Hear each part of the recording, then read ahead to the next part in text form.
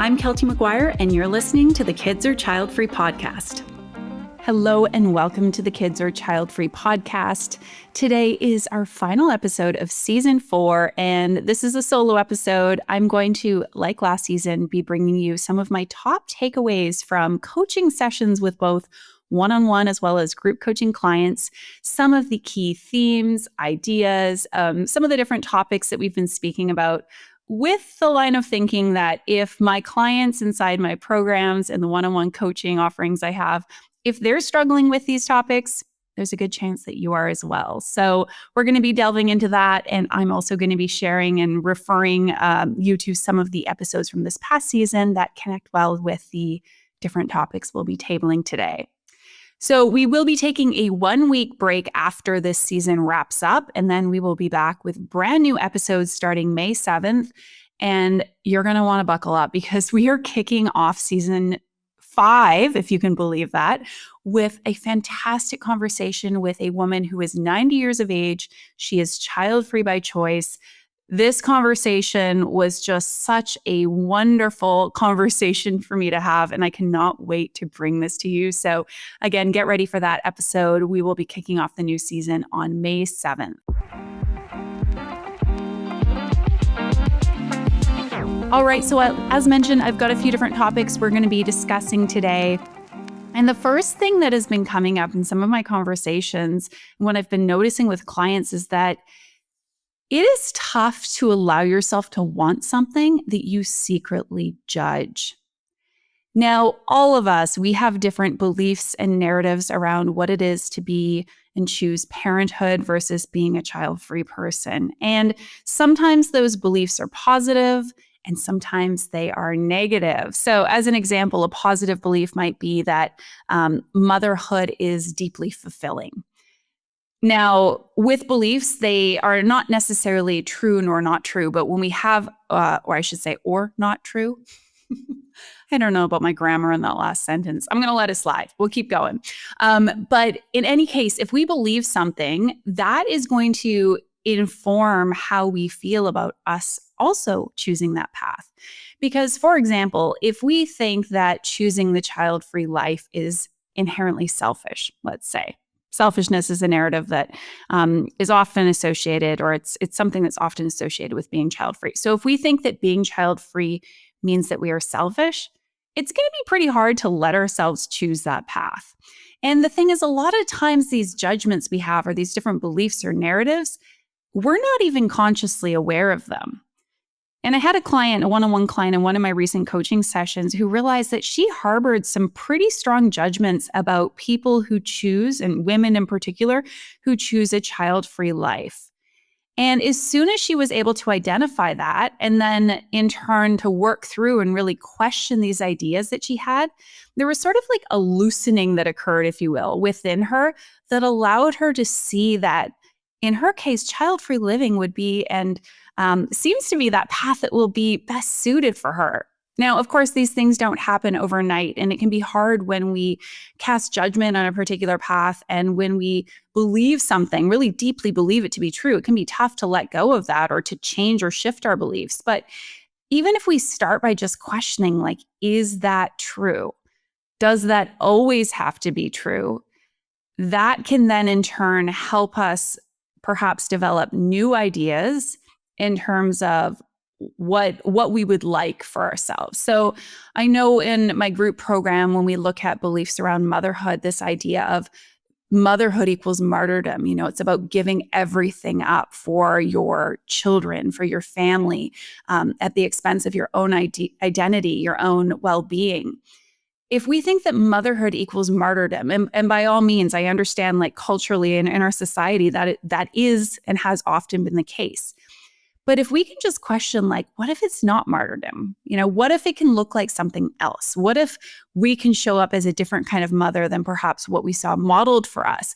What if actually, providing for ourselves is actually what will make us be great moms, not necessarily giving everything up for our kids, which, I appreciate there's a balance to be struck there. But when we can question these beliefs, it can help us better see if a path is for us. And that's not to say if we have a judgment or a really stuck belief that necessitates that will be our choice, right? My client might have said, I have these judgments about child-free people and I see where these are coming from. And I actually, have worked to develop better, more open-minded beliefs about being child-free. She might at the end of the day still decide that child-free living is not for her. But again, if we're judging something, like, why would you let yourself want something that you secretly judge? So being aware of what these judgments are, just starting to pay attention to the words that you associate with either mom or parent or child-free person, as well as the thoughts that you're thinking. A lot of times we have this sort of like mental audio track running. We're not even aware of how we're thinking about and how we're characterizing other people who've made certain choices, but they could, again, really be playing a role in keeping you stuck. So a good conversation that I'd love to turn your attention to was episode 49 of the podcast this season. That was with Dr. Hayley Evers-King on saying yes to parenthood in the face of uncertainty. And I love this conversation because I feel like Hayley, our conversation and her choice to choose motherhood and to have, in her case, one child, really debunks a lot of the ideas that we have around what it is to be a mom, what that dynamic looks like with your partner, particularly if you're in a heterosexual relationship, how much we see people's lives changing with having a child. And that's not to say that none of those ideas are true in Hayley's case in terms of how life has changed, but it's just such a positive and refreshing take on what it is to be a mom and how so many of the fears that she had really, at least to date, have been unfounded for her. So again, recommend you check that out. That's episode 49 with Dr. Hayley Evers-King. Okay, the second big theme that I see coming up in a lot of my coaching calls is this idea that the version of motherhood or child-free living that you ultimately choose may, and often I would say should, be different than the one that you know. And this actually piggybacks really well on this first idea of the kind of judgments that we cast and how we may be secretly judging people who've chosen one path or another. So as an example for this idea that the version of motherhood or child-free living that you choose might be different than the one that you know, we hear, or I hear, I should say, inside my group sessions and inside one-on-one coaching, that if what you saw a child-free person or a mother, or mothers, plural, child-free people, what you saw their life to be like, that may be the idea that you're running with when you think about taking on that role yourself. So as an example, I have a client who comes from quite a conservative background as far as her upbringing, a very large family, many children, a lot of ideas about where a woman's place is within the home and this role of motherhood. And when she thinks about having a child and what that dynamic has been like in her family of origin and the role that mom took on and the work that she took on and the day-to-day, that is not what she wants her experience of motherhood to be. And because she would want it to be something different, a different version of motherhood, one that perhaps is only having one child or sharing the workload with her partner in a different way or having an identity outside of the home and outside of raising children, that is going to look and seem much more appealing to her than the one she was brought up with. And by the way, this is not always the case. You may look to your own mother or parents or child-free people in your life in a really favorable way, and it may be enticing for you. But again, a lot of times when we're stuck, it's because what we saw or what we experienced is not what we would want being a parent or being a child-free person to be like for ourselves. And I think this is probably a little bit more commonplace when we look to examples of, our own parents, our own upbringing, what maybe our parents' relationship was like with one another, especially in the context of raising kids, the sacrifices we might have seen our own mom making, let's say, when it came to raising kids. But this can also be the case for child-free people. So if you had a child-free person or people in your life, and let's say you saw them as being a little bit on the outside when it came to family events, maybe your aunt without kids was always the one relegated to the kids' table or the one that was talked about, in a way where it was like, oh, that's really sad and it's too bad, and kind of skirting around the topic of having children or not. Your version of being child-free doesn't need to necessarily look like that, right? Things can change. Things may be different. The attitudes that we have today may not be the attitudes that have been held in the past.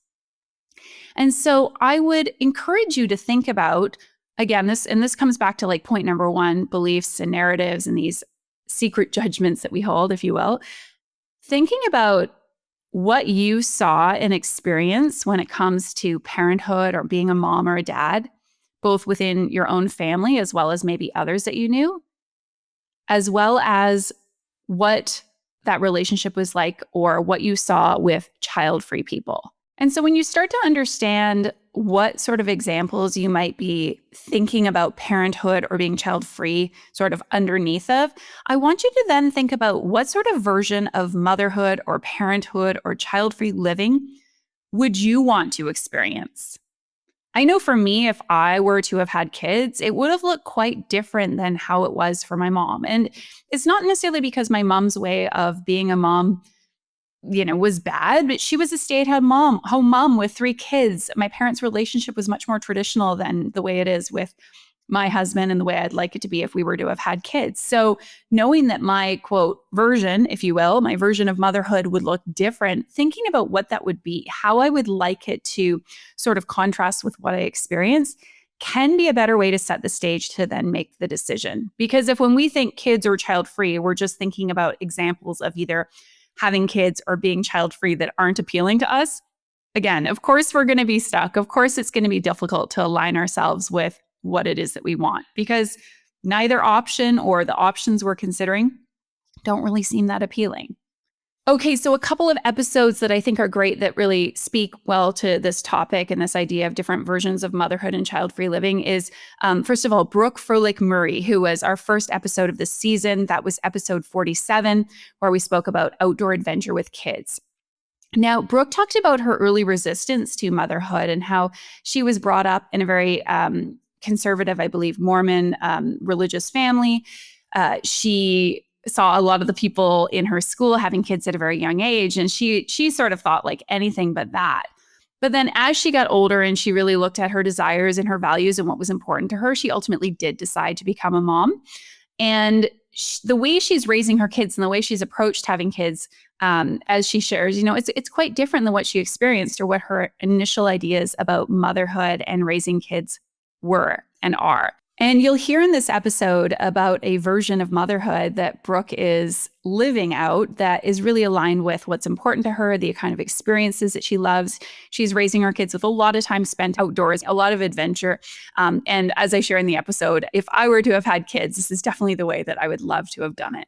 Okay, another good episode that I think ties in well with this idea of different versions of motherhood and child-free living is my conversation with Vasavi Kumar on finding your authentic voice, and that is episode 50. Now, Vasavi actually had an experience of growing up where she was in what we refer to as being parentified. That is, she really took on that parent role, that caregiving role, specifically in her relationship with her mom. And she is aware of the fact that what she saw and experienced growing up, both in terms of the type of mother that she had and what that relationship was between her and her parents, that is not the kind of motherhood she would want, but actually that she didn't want to pursue having kids and being a mother at all. And so I want to give this episode as an example to say that just because we see a version of motherhood that's unappealing, it doesn't mean that we should just still do the thing, become a mom, or if child-free living doesn't look appealing. It's not to say that we shouldn't automatically, should automatically choose one or the other, but to be aware of those forces at work and to know that it's okay to actually go choose the other thing. And in Vasavi's case, she talks about the fact that it certainly played a role in wanting her to have sort of independence, autonomy, to live a life for herself because of the way that she was brought up. And that is also very much okay. I mean, I mentioned the fact that the way I saw my mom as a mom is not something I would want for myself. And I've gone even further from choosing a different version of motherhood to saying, I don't want to choose having kids at all. That's not a life path for me. And so I just mentioned this, that being aware, similar to how I shared in this first point I made about secretly judging either moms or parents or child-free people, that it doesn't necessitate that just because we are clear on those forces that are at play, those ideas that are influencing us, it doesn't mean we need to go choose the thing. But it's just going to help us sort of tease apart what is ours, i.e., how do we feel, what do we want, versus what are some of these other, beliefs, ideas, forces that are at play. All right, you heard it here first. That is, I am hosting another round of my Confidently Child-Free Coaching Intensive starting mid-May. This is a 4-week coaching group that is for those of you who are pretty sure that you don't want to have kids. You are almost certain that you want to stay child-free, and yet you keep having some nagging doubts. You're asking yourself things like, what if I regret it when I'm old? In other words, life is good today, but what if you change your mind when it's too late? Or perhaps you're struggling with the fact that you feel like an outsider amongst friends and family because you seem to be the only one who is choosing this child-free path. If you want to go from feeling shaky to rock solid in your child-free decision, this is your invitation to join me and a group of like-minded women who also want to get confidently child-free in their decision as we go on a 1-month journey together to helping you do just that. I will include the details in the show notes for today's episode. Again, this is going to be kicking off in mid-May, running for 4 weeks. It is an online program, so you can partake from anywhere in the world. We also have an amazing Slack community that you will be a part of, so we can connect between calls. I'll be sharing additional resources, videos. We're going to be talking about all manner of things, like how you can create a child-free life that feels really meaningful and purposeful, how you can step into the opportunities that your child-free life holds. I'm going to help you work through any lingering doubts that are keeping you from fully claiming this decision. We're going to figure out how you can craft and create a life that feels really good. If that sounds all kinds of incredible to you, again, check out the show notes in today's episode where I will include the link for our Confidently Child-Free Intensive, kicking off our next session mid-May. Okay, the next point that I want to make, or one of the sort of takeaways that I've noticed in a lot of my coaching conversations, specifically pertains to couples that I've been working with, as well as conversations I've been having with women. And in the case of these examples, these are all heterosexual relationships where there seems to be this sort of idea of, in this case, fatherhood that is leading the male partner to say, yeah, I want kids. The idea of kids sounds good. That's for me. And I've encouraged both the couples that I've been working with as well as the women to really get curious about when we think about being a father, when we think about being a parent, specifically as a heterosexual male, what are we picturing? Is it how we were raised? What comes to mind when we think about having a child? Is it throwing the baseball around? Is it reading stories to our kids? None of these things are bad, by the way, when we think about, how we were raised or how we picture being a parent. Again, this is specifically for the men or the women who are with men. Where I get a little bit hesitant, or let's say for me, I think, okay, this is something we need to dive into further, is that I think it's easy for all of us to get really kind of immersed in the idea of something.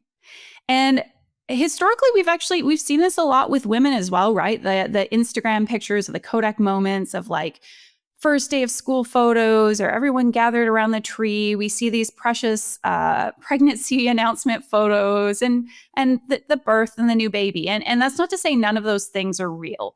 But when we fixate on that and that becomes the picture in our minds of what it is to be a parent, that is not the depth and breadth of what it is to be a parent. And so when I talk with a lot of these women, I talk with these couples and I ask them to really get underneath of like, well, but what do you think the day-to-day of raising kids is going to be like?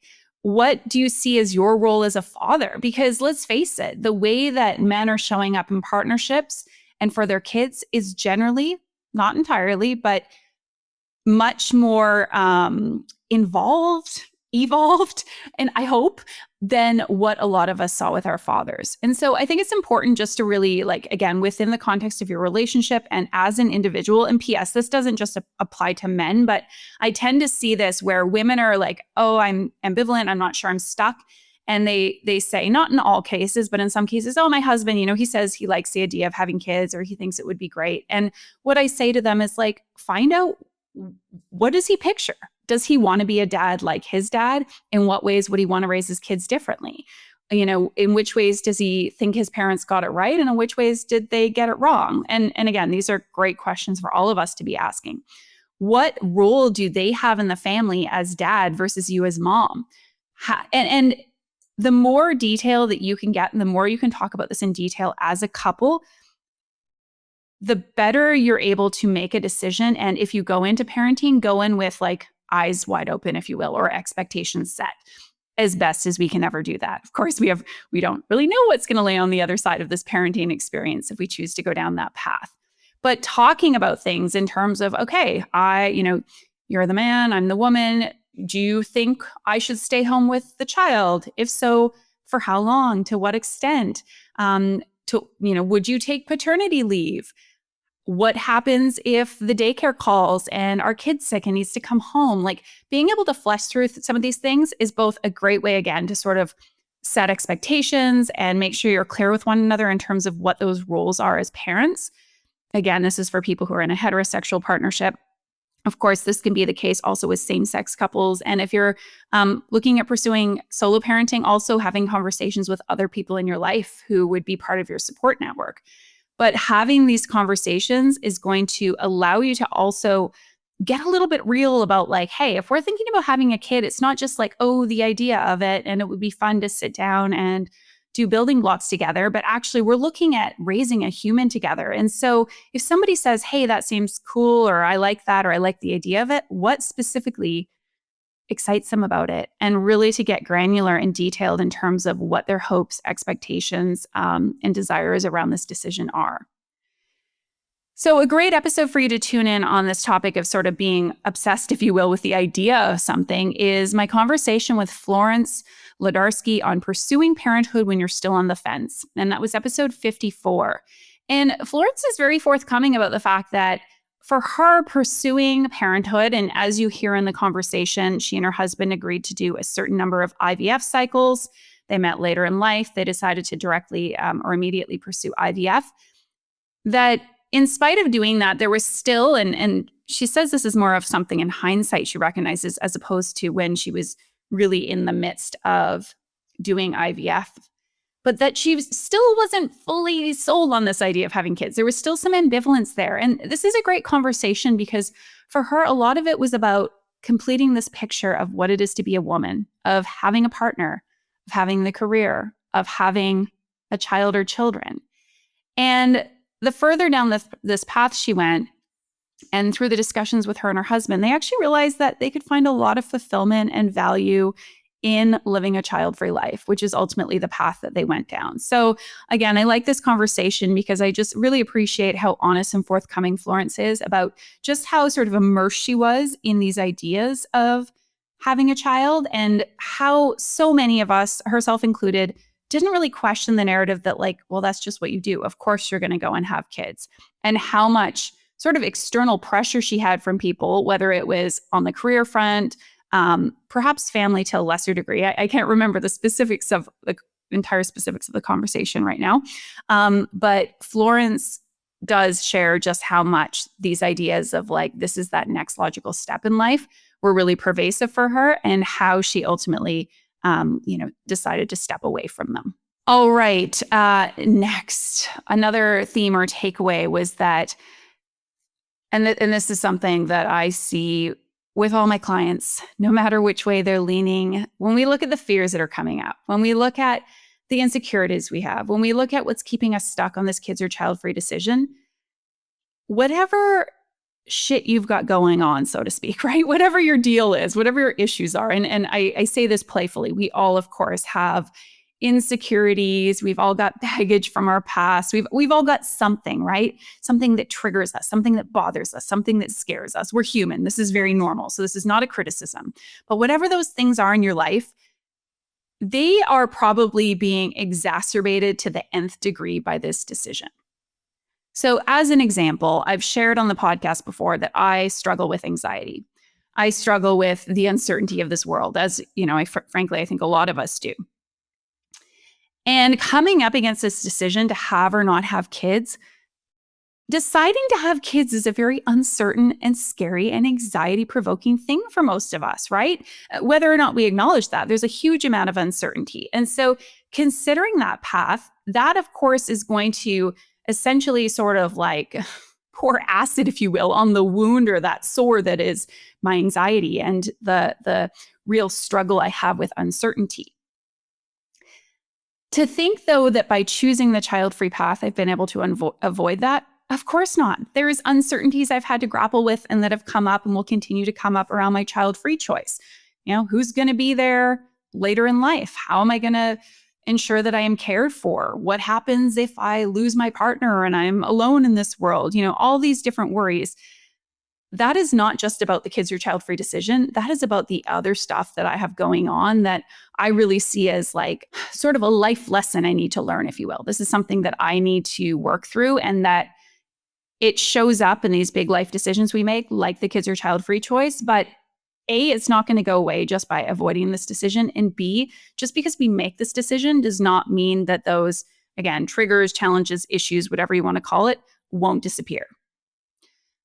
Another example I'll give is I've had women, specifically those considering the child-free path, who say they are concerned about feeling like an outsider. When we choose not to have kids, we are, despite the growing popularity of the child-free choice, we're going against the societal grain. And I've asked a few women now, out of curiosity, have you felt like an outsider at other points in your life? And the immediate answer I get from most of them is, yeah, absolutely. I often felt like an outsider as a kid. I often felt different. I often felt excluded. I dealt with bullying, whatever it is. It makes sense then that if this has been somewhat of a theme in your life, that, listen, nobody wants to feel like an outsider, but that's something that really stands out for you, that feels difficult about choosing the child-free path in this case. What I like to remind my clients is that, let's just say you move towards having kids, even for the sole reason of not wanting to be an outsider, right? Okay, you know what? It's too much to choose the quote abnormal choice. I'm going to choose to have kids. I want to have this experience alongside my friends, family, the people that I know who are all having children. You may just happen to feel like an outsider parent. No guarantees, but this sense of being different, of being other, could show up in the sense that maybe you're making other decisions from most of the people you know. Perhaps you decide to have kids later, so you're the person with the young kids while everybody else's kids are growing up and gaining some autonomy and independence. So the way that Amanda E. White puts it in our Dear Former Fence Sitter episode, which is episode 59, is that, and she talks about the specific to relationships, actually. She says the kids or child-free decision and having kids specifically will amplify whatever's going on in your relationship. And I think this is such a great way of putting it. Like it's, whether it's an amplification, it's putting a spotlight on things. I mentioned it's, pouring acid in your wounds. That's a little bit more graphic, but it's really going to show you whatever dynamics are at play in the case of the conversation, as Amanda mentions, in your relationship, but it's going to show you that in other areas of your life as well, in whatever struggles you're having within yourself, in your, spiritual or self-development life path. That is a great episode, by the way. Check that out. Again, that's episode 59, Dear Former Fence Sitter with Amanda E. White, where we answer a bunch of your questions about this decision. Okay, the very last takeaway that I want to touch on today is that when we're thinking about the kids or child-free decision, how we actually think about this choice and how we see it in the context of our broader life has a huge bearing on our ability to navigate our way through. And let me unpack that a little bit. But I just want to say that for my clients who have come to or are sort of on the precipice of coming to a decision, one of the big reasons they are able to do that is not because they have like way more information than they did before. I think we have this idea that there's like this piece of the puzzle that we're just somehow missing, and once we discover it, we'll know what to do. Actually, what usually happens is the way they are thinking about this decision and the way they see this decision as fitting within their life, those are the shifts and changes that allow them to make this choice. So for example, going from this idea that this decision is going to make or break my life. If I don't get it right, I'm going to ruin my life, to thinking, as one of my clients said yesterday, I basically can't get it wrong. Like there's no right or wrong decision. There's just the decision. To go from thinking that one decision will lead you to be happy and the other will lead you to feel dissatisfied, to going to a place of actually, I can have a really happy, fulfilled life no matter what I choose. And by the way, these aren't just like intellectual concepts that my clients need to grasp, but they are there's something to almost embody. You need to really have this deep-seated belief that like, I'm going to be okay. And so if you want to delve further into not just like, I guess, tactics for making this decision or how we can uncover that missing piece of the puzzle, but actually how we think about difficult decisions, I would suggest tuning into my episode with Ruth Chang, who is a philosopher. That's episode 56. The title is On How to Make Hard Choices, because Ruth turns so many of the ideas that we have about decisions on its head. We talk about just what makes these decisions so hard. She offers, I'll admit, for someone like myself who helps people make these decisions all the time, some perspectives on decision making that you may not fully agree with, let's just say. I mean, she talks about something called drifting and drifting into a decision and how that can be a great decision tactic. I got to say, for me, I don't know if drifting would have been or is that right thing. I think it works for some people. And Ruth is a notable PhD level philosopher who thinks about topics like values and making difficult choices all day long. And so she introduces some perspectives. She gives some great examples. She shares about her own decision in her case not to have kids. This is like, to me, one of the must listen episodes for everyone in this season. Of course, all of the episodes are fantastic, and we've got lots of really subject matter specific episodes depending on which aspect of this decision you are struggling with or which way you're leaning. But I think that this episode with Ruth Chang should be required listening for anyone who is struggling to make the kids or child-free choice, or for that matter, who is just trying to make a difficult life choice. All right, I want to thank you for listening both to today's episode as well as to season 4 of the Kids or Child-Free podcast. I so appreciate you being here. And as is often the case, as is customary, I would like to ask you to please leave a rating and review for the podcast. We are climbing up the ranks, if you will, in terms of both listeners, ratings, reviews. This podcast is getting discovered more and more. And it just makes such a world of difference in helping to get this message and these conversations out to more people who are on the fence, who are grappling with the kids or child-free decision. It's what allows me to continue having such excellent guests onto the podcast and doing the work that I do. So if you have not left a rating and or review, you can leave a rating on the Spotify app. You can also leave a review with some kind words on the Apple Podcast app if you listen on there. I would be so appreciative if you would do so that more people can discover the Kids or Child-Free podcast. All right, that is all for me today. As mentioned, we're going to be back with that brand new episode of the podcast, season 5, kicking off May 7th. We'll be speaking with a child-free by choice 90-year-old. It is such a good conversation. Make sure you subscribe to the podcast so you will automatically get notified when the next episodes drop. And otherwise, I wish you a wonderful rest of your day and a beautiful week. All right, before I say a final farewell, I just want to let you know that I have a bunch of free resources over at kidsorchildfree.com that you can download to check out. We've got a Kids or Child-Free book guide with a whole bunch of fiction and nonfiction books to help you navigate your kids or child-free decision with different perspectives, different stories that are hopefully going to help you shed some light on whether to have kids or stay child-free. We also have a response guide, which is perfect for those of you who are grappling with nosy questions, people asking you like, so when are you going to have kids? Or what do you mean you don't want kids? I've got different scripts you can follow in terms of how to answer those questions. I also even have a little secret podcast episode, a solo episode that I recorded after a difficult conversation with a friend, really about how this kids or child-free decision, this whole conversation of should I have kids or not, can be very emotional and triggering oftentimes. So if you want to check out those and a bunch of others free resources that I have, head over to kidsorchildfree.com. I will include the link in the show notes for today's episode, and you can start downloading some of those resources to check out to help you with your decision.